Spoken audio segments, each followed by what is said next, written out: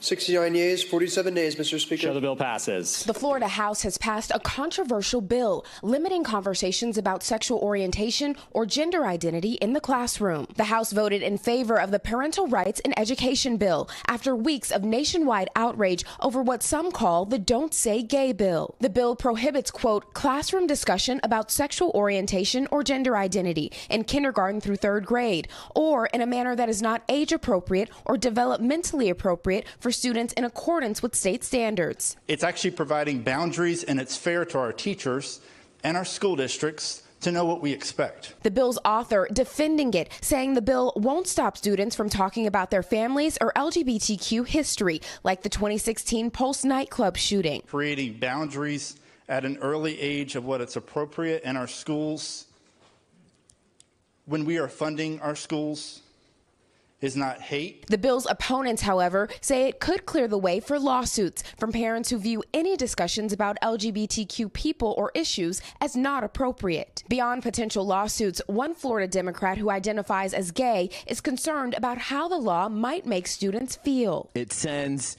a terrible message to our youth. How did you feel when you heard the news?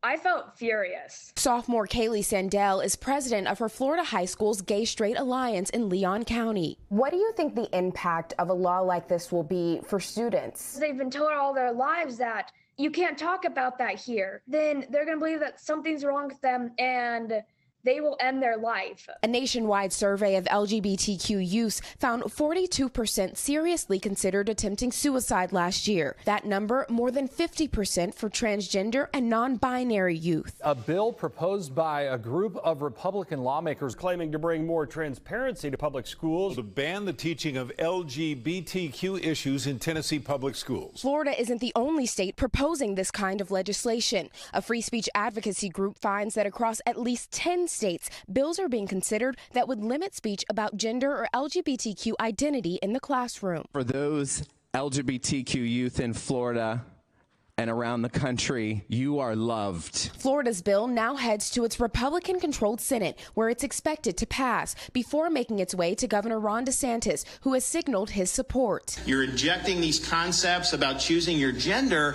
That is just inappropriate for our schools. Talking about sexual orientation and gender identity in the classrooms is not inappropriate. It is who we are.